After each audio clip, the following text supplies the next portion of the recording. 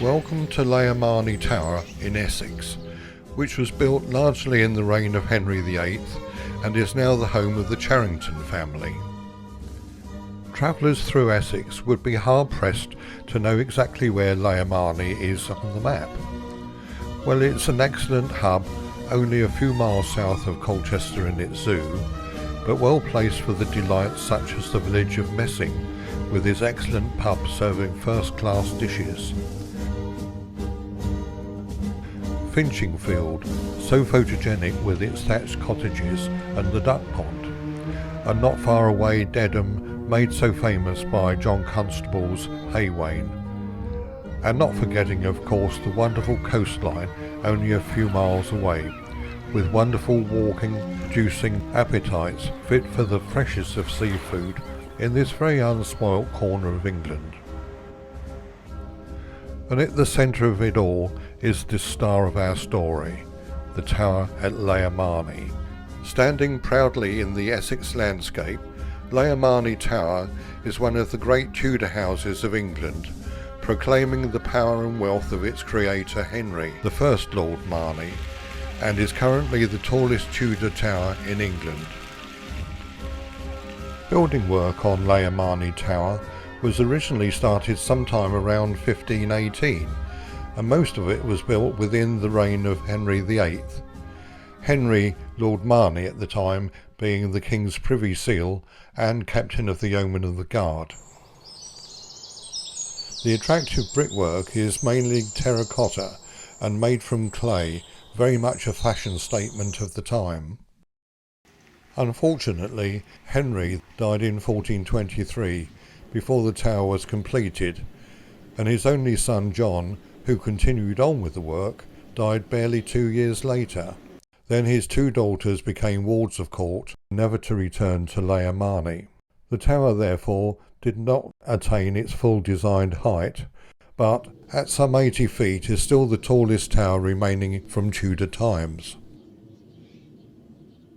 A sad start indeed, but the tower has continued to be a private home through the centuries.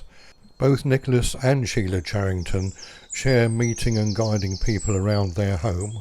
Nicholas has already instigated major renovation work through the listing of the family home as a wedding venue. And what better location could you have on such a wonderful day in high summer?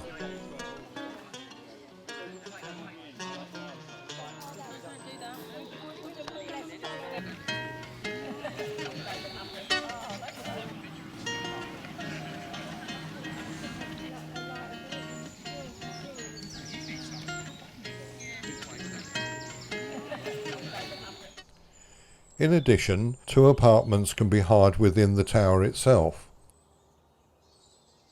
The apartments do their best, of course, to reflect the Tudor surroundings, but have all mod cons to ensure a very comfortable stay.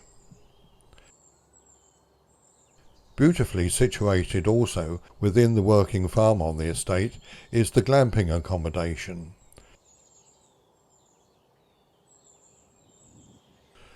A wonderful herd of Castle Milk Morrick sheep, a very rare breed indeed, grace the parkland entrance and are often mistaken for goats. A herd of deer bring a very classic feel to the estate.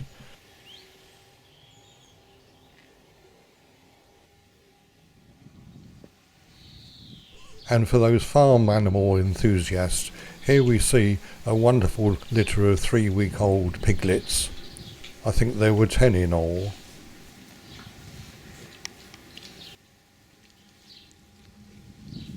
And further along the path we come to some goats having a friendly joust.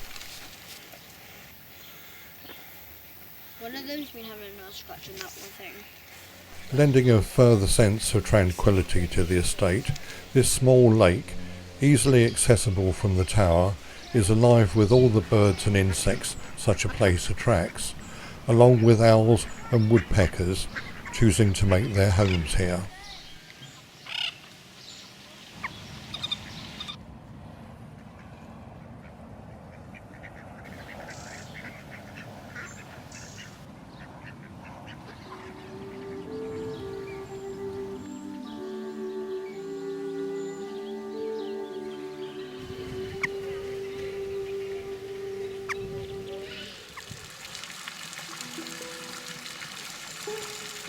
Near the tower you will find the formal gardens and lawns, the herbaceous borders, and also a small knot garden.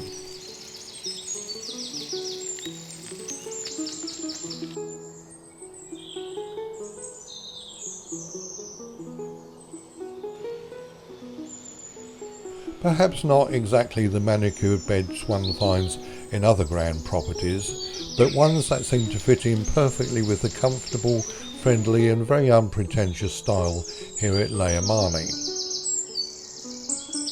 The gardens are presided over by a very industrious and knowledgeable gardener, who is also a font of knowledge of the surrounding area's attractions. Nicholas also was more than willing to advise on where to visit, where to eat, and certainly lived up to his title of superhost as described by the accommodation agency, seemingly always present on the estate, ensuring the well-being of guests and more than lending a hand on the ongoing renovation work, so necessary to keep these treasured buildings in good condition. No mean feat at that. Always present at the tower are the exhibitions. On the way up the wooden spiral staircase towards the roof and off to one side is a room, once the private living quarters of Lord Marney. And here we see some exquisite dolls' houses. The detail is quite breathtaking.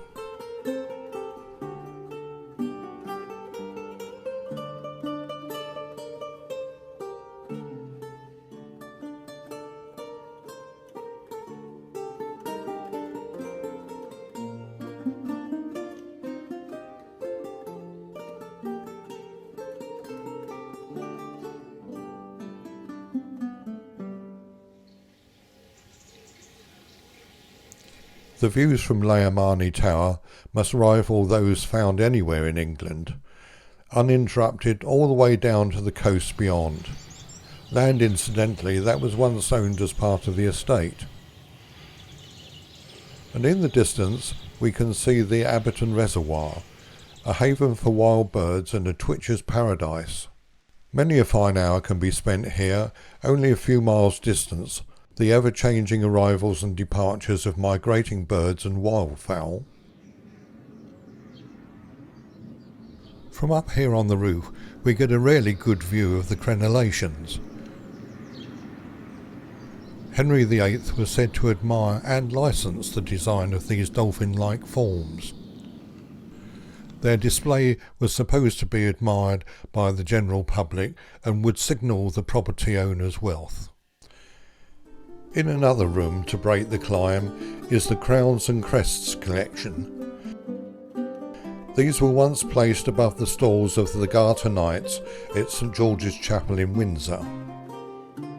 This current exhibition is housed in what was set aside for royal apartments. Historical documents show that although it isn't certain that Queen Elizabeth I stayed here, she certainly did visit.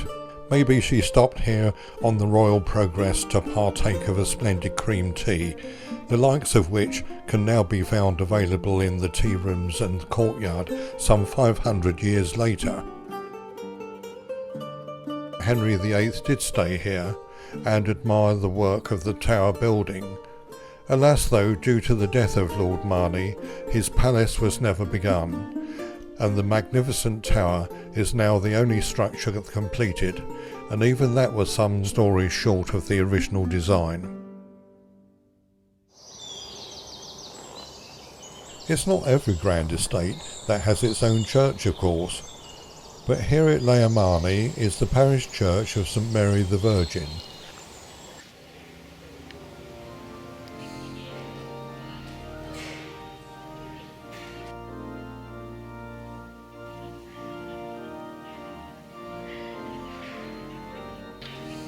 The first Lord Marney is buried in a magnificent tomb.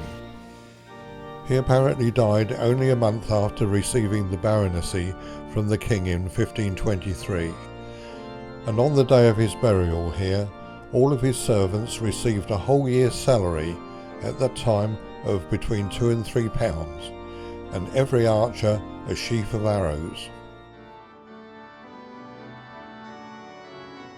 Also in the church, which is mainly Tudor, is the medieval fresco of St Christopher.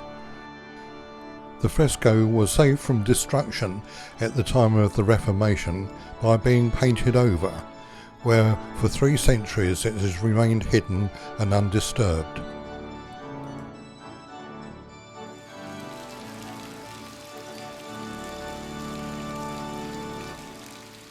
So if you're looking for a superb day out in Essex, visiting not only the tallest Tudor Tower in England, the exhibitions, and being allowed to roam freely around the gardens, parklands and buildings of this private family home, be assured that whatever the season or the weather, you will be extended a very, very warm welcome by both the family and staff at the stately Layer Marney Tower.